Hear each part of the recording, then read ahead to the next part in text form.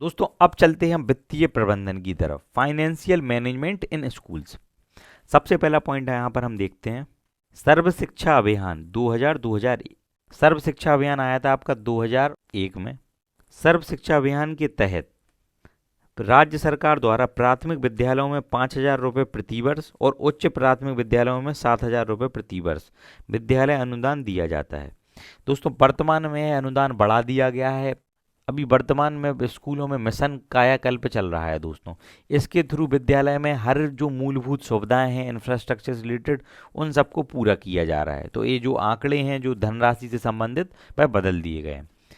इस अनुदान को विद्यालय प्रबंध समिति, हमने अभी ऊपर पढ़ा था एसएमसी के बारे में, और कल्याण समिति के द्वारा यूज़ करते हैं। तो उत्तर प्रदेश में विद्यालय प्रबंध समिति का गठन किया गया है, जिसका अकाउंट विद्यालय के प्रधानाचार्य और एसएमसी के अध्यक्ष का ज्वाइंट अकाउंट होता है। उसी के द्वारा विद्यालय के निर्माण कार्य में, विद्यालय में जो भी व्यवस्था है उनकी पूर्ति के लिए एक ज्वाइंट अकाउंट द्वारा धनराशि निकाली जाती है जो राज्य सरकार द्वारा दी जाती है। ठीक है, इसको मॉनिटर किया जाता है डीआईओएस और बीएसए द्वारा। डीआईओएस होता है आपका जिला विद्यालय निरीक्षक और बीएसए होता है बेसिक शिक्षा अधिकारी। इन दोनों के द्वारा इसकी मॉनिटरिंग की जाती है। इस धन का उपयोग किया जाता है टीएलएम ग्रांट में, टीचिंग लर्निंग मटेरियल में। समुदाय से धन प्राप्त होता है, वह भी इसी कार्यों में लगता है। ग्राम पंचायत निधि दी जाती है। विद्यालय की भू संपत्ति से अर्जित धन, पहले क्या होता था विद्यालय में शादी विवाह जैसे कार्यों होते थे तो कुछ धनराशि दान के रूप में मिल जाती थी। ठीक है, उचित वित्तीय प्रबंधन निर्धारित करता है।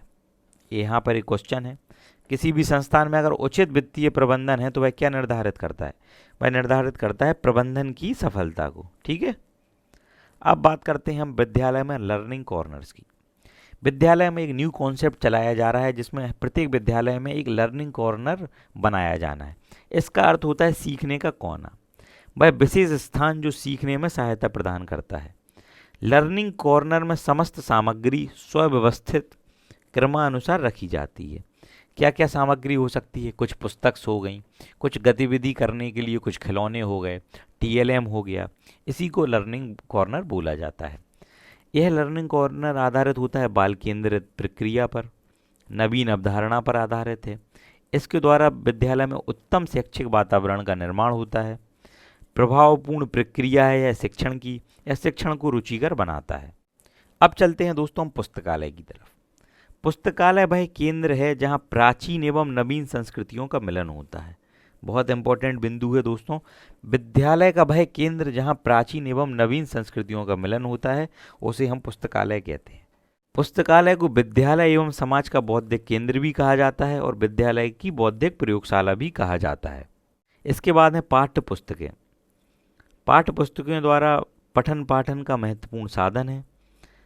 राष्ट्र स्तर पर देश की नीड्स व अपेक्षाओं के आधार पर राष्ट्रीय पाठचर्या रूपरेखा निर्धारित की गई, एनसीएफ 2005। ठीक है फ्रेंड्स, प्रत्येक राज्य की नीड्स के अनुरूप बनाई गई है। पुस्तकें रंगीन व आकर्षक हों जिसके द्वारा प्रभावपूर्ण एवं रुचिकर शिक्षण किया जा सके। पाठ्य पुस्तकों की भाषा सहज होनी चाहिए जिससे बच्चे आसानी से समझ सकें। बच्चों के लिए अपने आप सीखने के अवसर हों, उनमें चित्र बनाए गए हों जिन्हें देखकर बच्चे स्वयं सीख सकें। बच्चों के लिए सीखे गए ज्ञान के स्वयं मूल्यांकन के अवसर भी हों। मतलब पाठ्य पुस्तकों में जो पाठ होते हैं उनके अंत में कुछ क्वेश्चन आंसर्स, कुछ गलत सही, रिक्त स्थान, मिलान, ऐसे क्वेश्चन होने चाहिए जिससे बच्चों का स्वयं मूल्यांकन भी हो सके। इसके बाद हम बात करते हैं शिक्षक संदर्शिकाओं की। यह वे पुस्तकें हैं जो प्रत्येक शिक्षक को उसके विद्यालय में उपलब्ध कराई जाती हैं। शिक्षकों के लिए शिक्षण विधाएं सीखने के लिए हैं।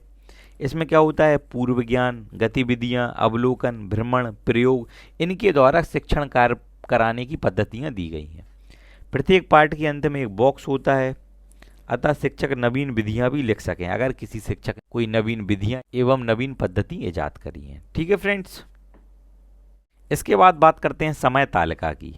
समय तालिका क्या होती है दोस्तों? Time table. विद्यालय के सभी कार्यों के संचालन की एक पूर्व नियोजित प्रक्रिया है। ठीक है, इसके द्वारा हमें पता रहता है कि कब कौन सा पीरियड लगना है, कब कौन सा सब्जेक्ट पढ़ाया जाना है। ठीक है, स्पोर्ट्स का पीरियड कब है, लंच कब होगा, प्रेयर कब होगी, पेरेंट्स टीचिंग मीटिंग कब होगी। तो वह समय तालिका बहुत ज़रूरी है।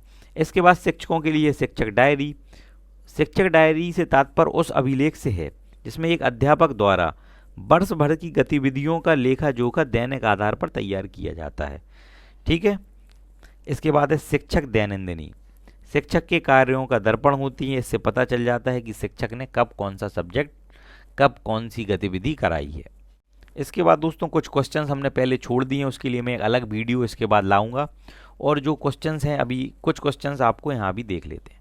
समय सारणी को कहते हैं विद्यालय की दूसरी घड़ी। ठीक है। डॉक्टर जसवंत सिंह ने समय सारणी को क्या कहा? Spark plug. इससे क्या होता है दोस्तों, जो टीचर्स होते हैं, स्टूडेंट होते हैं, उनमें स्पार्क बना रहता है अपने काम को करने के प्रति। समय सारणी से बचत होती है, किसकी? श्रम एवं समय की।